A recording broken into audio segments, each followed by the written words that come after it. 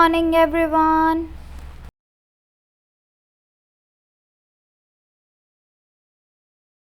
Hello बच्चों, देखो यहाँ पे हरी हरी घास है और फूल भी हैं। क्या कहते हैं इसे? गार्डन। मैं कहाँ खड़ा हूँ? एक गार्डन में खड़ा हूँ। आज हम जाने वाले हैं एक ऐसी जगह जहाँ बहुत सारी दुकानें भी होती हैं, शॉप्स होती हैं, grocery shop, bakery shop, mall. क्या कहते हैं ऐसी जगह को? क्या बोलते हैं? मार्केट। यस, हम चलने वाले हैं मार्केट। तो बच्चों, कुछ समझे आप?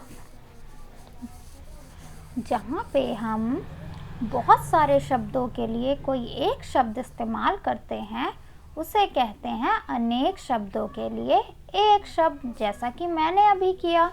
तो आज हम सीखने वाले हैं अनेक शब्दों के लिए एक शब्द। चित्र बनाने वाला चित्रकार, गाना गाने वाला गायक, देश की रक्षा करने वाला सैनिक, खेती करने वाला किसान।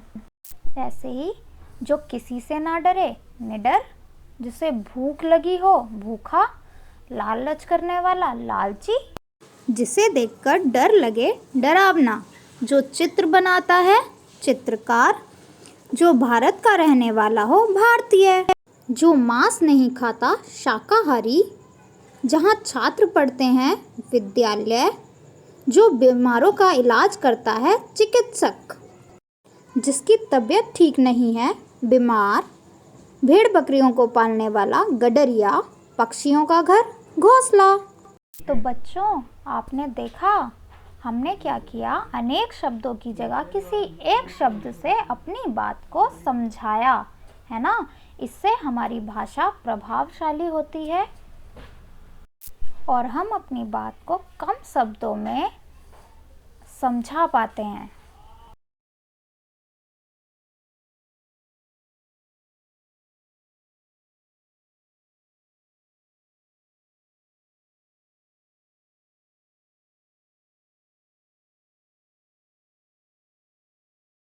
Firstly, we will mention date. What is the date today? 13/8/2021. And what is the day? Day is Shukrawar. And opposite side we will mention Kaksha Karya. Heading. Heading is अनेक शब्दों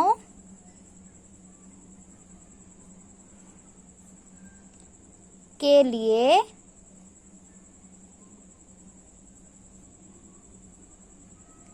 एक शब्द।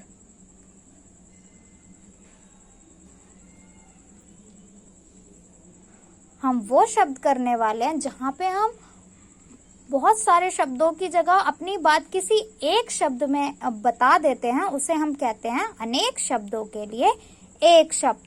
तो यहाँ पे this side we will write अनेक शब्द। यहाँ पे हम क्या लिखेंगे? वो अनेक शब्द लिखेंगे। ओके।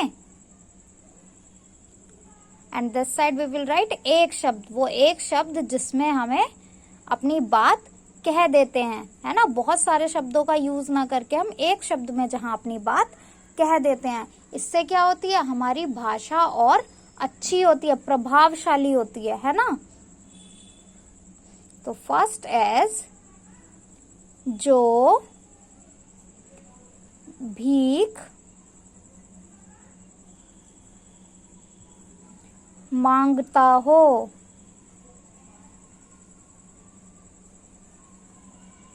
जो भीख मांगता हो, जो भीख मांगता है उसे क्या कहते हैं? क्या बोलते हैं भीख मांगने वाले को? भिखारी। भिखारी क्या बोलते हैं? भिखारी। भिखारी बोलते हैं ना भीख मांगने वाले को। सेकंड इज जो शिकार करता हो। शिकार करता हो। शिकार करने वाला कौन होता है? जो शिकार करता है क्या बोलते हैं हम उसे? शिकारी। शिकारी क्या बोलते हैं? थर्ड इज कविता लिखने वाला। जो कविता लिखता है वो कौन होता है? कविता लिखने वाला। आप जब भी कविता पढ़ते हैं, कोई पोएम पढ़ते हैं, तो उसमें उसका राइटर लिखा होता है ना। राइटर को हम क्या बोलते हैं? कवि। कविता लिखने वाला कवि। फोर्थ इज खेती करने वाला। खेती कौन करता है? क्या बोलते हैं हम खेती करने वाले को? जो अनाज उगाते हैं क्या बोलते हैं?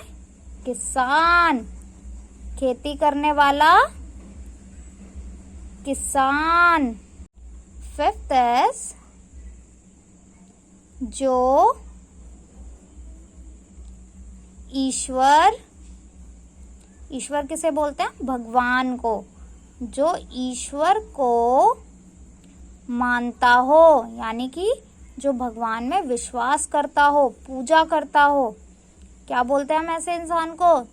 जो ईश्वर को मानता हो, आस्तिक। क्या बोलते हैं? आस्तिक। आस्तिक। ईश्वर को मानने वाला आस्तिक। सिक्स्थ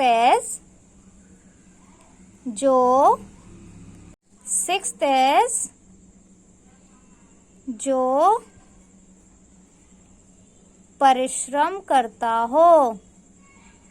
परिश्रम मतलब मेहनत। क्या होता है परिश्रम का मतलब? मेहनत। जो परिश्रम करता हो। देखो, अगर यहाँ पे होता जो मेहनत करता हो तो हम क्या बोलते? मेहनती, है ना। यहाँ पे लिखा है परिश्रम, तो हम क्या बोलेंगे? परिश्रमी। जो परिश्रम करता हो, परिश्रमी।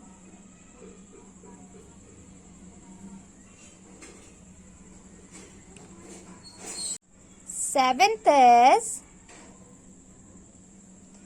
जो पढ़ा लिखा हो।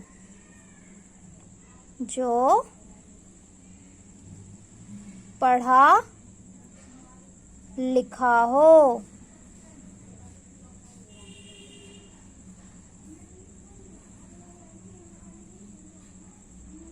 जो पढ़ा लिखा हो वो शिक्षित। देखो, जो अनपढ़ होते हैं, जिन्हें पढ़ना लिखना नहीं आता, उन्हें हम क्या बोलते हैं? अनपढ़।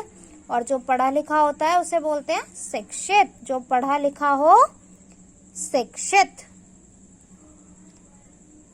एट्थ इज सुख देने वाला। सुख मतलब खुशी। सुख मतलब खुशी। सुख देने वाला। सुख देने वाला कौन होता है? सुखद। सुखद। चाहे वो कोई काम हो, कोई काम करके हमें खुशी मिलती हो, तो उसे हम क्या बोलते हैं? सुख मिलता हो, उसको हम बोलते हैं सुखद। नाइन्थ इज जिसके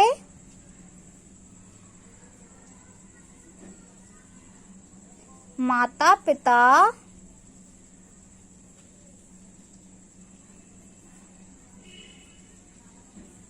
ना हो। जिसके मम्मी पापा नहीं होते हैं, क्या बोलते हैं उन्हें? अनाथ। जिसके माता पिता ना हो, अनाथ। 10th इज देश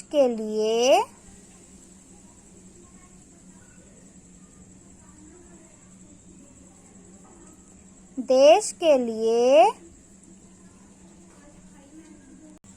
लड़ने वाला। जो देश के लिए लड़ाई करते हैं, बॉर्डर पे लड़ते हैं ना, क्या बोलते हैं हम उन्हें? सोल्जर्स, है ना, सैनिक। हिंदी में क्या बोलते हैं उन्हें? सैनिक।